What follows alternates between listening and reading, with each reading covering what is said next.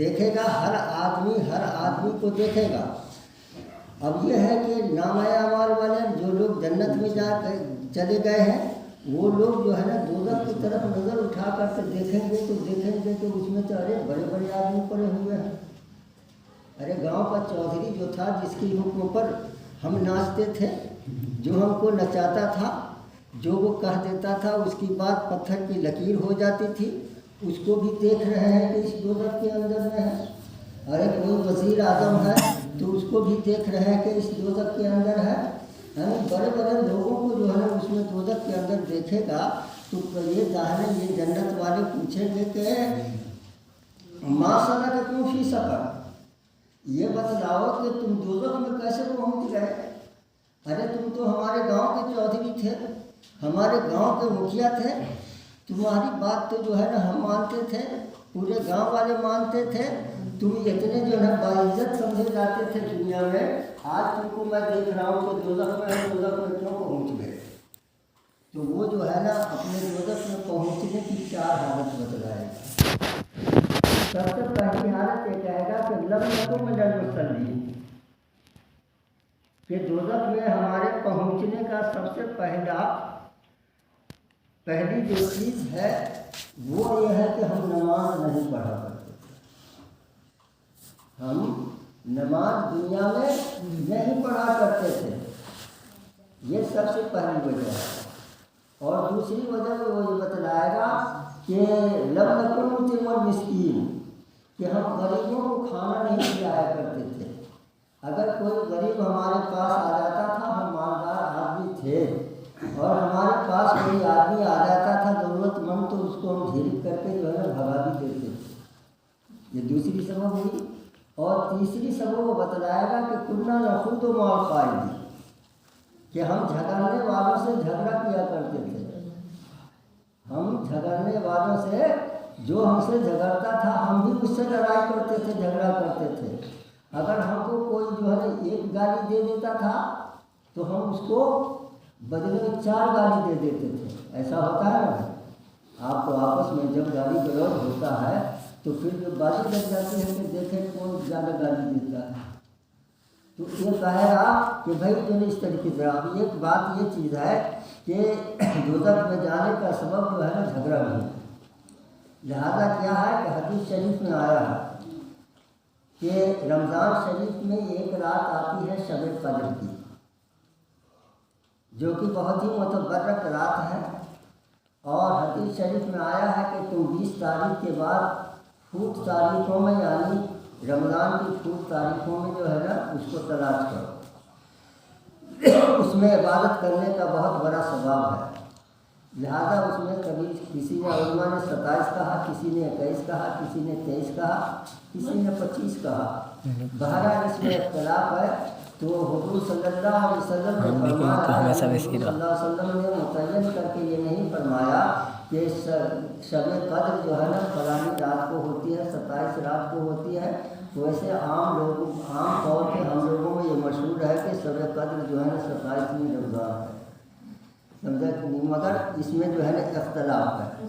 تو حضور صلی اللہ علیہ وسلم نے فرمایا کہ مجھے اللہ تبارک و تعالیٰ نے یہ بتلا دیا تھا کہ کون سی رات ہے شب قدر کی، مگر جو ہے نا 2 آدمی جو ہے نا آپس میں جھگڑ رہے تھے، اس جھگڑے کی وجہ سے جو ہے نا یہ میرے ذہن سے نکال دیا گیا۔ یعنی اب دیکھیے کہ 2 آدمی جو الگ لڑ رہے تھے، ان کے لڑائی کی وجہ سے حضور صلی اللہ علیہ وسلم جو اس تمام نبیوں کے سردار ہیں، ان کے ذہن سے یہ بات نکل گئی کہ بھائی جو ہے نا شب قدر اصل میں ہے کون۔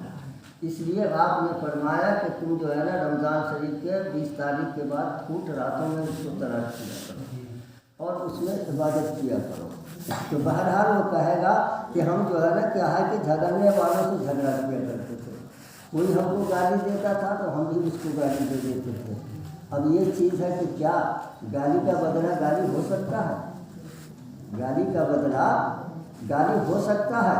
کہا کہ دیکھیے اب جو ہے نا کیا ہے کہ فارسی کی پہلی میں لکھا ہوا ہے کہ دشنام اگر دیہت خشی سے چارہ نبوت بدو سنی در، کہ اگر کوئی کمینہ آدمی گالی دے دے تو سننے کے علاوہ اس کا کوئی علاج نہیں، بس سن کر کے رہ جاؤ۔ آپ کہیں گے کہ بھائی کیوں، وہ ہم کو گالی دیا ہم سن کر کے رہ جائیں؟ تو کہا کہ دیکھو اس کی مثال یہ دیا کہ گر پائے کسے سگے گزیدہ سگرا نتواں بیوس گزیدہ۔ اگر کسی کے پیر میں کتا کاٹ دے تو اس کے بدلے میں کتا کو نہیں کاٹ سکتے ہیں۔ آپ کے پیر میں کتا کاٹے گے تو آپ بھی کاٹ دیجیے گا؟ نہیں کاٹیں گے۔ اب یہ ایک واقعہ شیخ سعدی رحمۃ اللہ علیہ نے لکھا ہے کہ ایک آدمی جس کا بسیرا جنگل ہی میں تھا، جنگل میں جو ہے گھر باس تھا اس کا، وہ جو ہے کہ آ کے کہیں جا رہا تھا تو ایک جنگلی کتا نے اس کو کاٹ لیا۔ اب جنگلی کتے نے کاٹ لیا تو وہ بیچارہ آیا اور رات بھر جو ہے نا درد کی وجہ سے وہ کراہتا رہا، تکلیف کی وجہ سے جو ہے نا وہ رات بھر اس کو نیند نہیں آئی اور صبح تک کراہتا رہا۔ اس کے گھر میں ایک چھوٹی سی بچی تھی 4-5 سال کی، تو اس نے کہا ابا کیوں؟ کہا کہ کتے نے کاٹ لیا۔ کہا کہ ابا آپ کے پاس دانت نہیں تھا کیا؟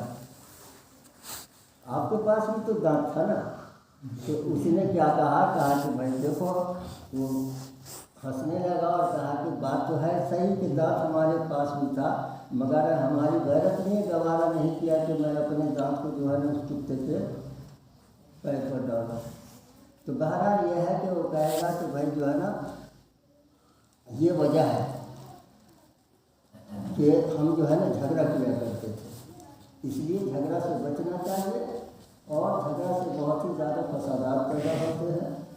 اور جو کہ اسلام نے جو تعلیم کی ہے وہ تعلیم پر اگر چلا جائے تو انسان جو ہے نا کیا ہے کہ اللہ تعالیٰ کی رحمت کا امیدوار ہوگا، اللہ تعالیٰ کی رحمت کا امیدوار ہوگا۔ یہ دوسری بات ہے کہ حدیث شریف میں آیا کہ من قال لا الہ الا اللہ فقد دخل الجنہ، جس شخص نے لا الہ الا اللہ پڑھ لیا، یعنی جس نے لا الہ الا اللہ کا اقرار کر لیا، جس نے اللہ کو مان لیا اور جو ہے کیا ہے محمد صلی اللہ علیہ وسلم کو اللہ کا رسول مان لیا، تو کیا کہا حضور صلی اللہ علیہ وسلم نے فرمایا کہ وہ جنت میں ضرور داخل، مگر کب داخل ہوگا؟ اپنے گناہوں کی سزا کاٹنے کے بعد۔ اور گناہوں کی سزا کیا ہوگی؟ یہ گناہوں کی سزا معمولی نہیں ہے، یہ دنیا کی وہ کچہری، دنیا کی کچہری نہیں ہے کہ آپ نے کوئی جرم کیا تو چلو بھائی 1 سال جیل میں رہ گیا اس کے بعد چھٹکارا ہو گیا۔ کہا کہ نہیں، حضور صلی اللہ علیہ وسلم نے فرمایا کہ بھائی دیکھو میں تم کو، صحابہ کرام سے فرمایا کہ میں تم کو اپنی امتی کا سب سے آخری جنتی دکھلا دوں کہ سب سے آخری جنتی جو میری امت میں ہوگا وہ کون ہوگا؟ صحابہ کرام نے عرض کیا کہ اللہ کے رسول ضرور بتا دیجیے۔ تو آپ نے فرمایا کہ دیکھو ایک آدمی دوزخ میں اتنا دن جلے گا اپنے گناہوں کے سبب، اتنا دن جلے گا کہ اس کے جسم کی تمام ہڈیاں اور گوشت پوشت سب جو ہے نا کیا ہے کہ جل کر کے راکھ ہو جائے گا اور اس کے جسم کا کوئی حصہ باقی نہیں رہے گا۔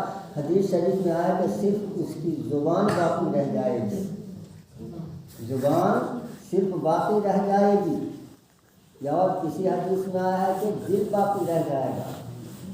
دل باقی رہے یا زبان باقی رہے؟ کہا کہ زبان کیوں باقی رہ گئی؟ اس لیے کہ اس نے جو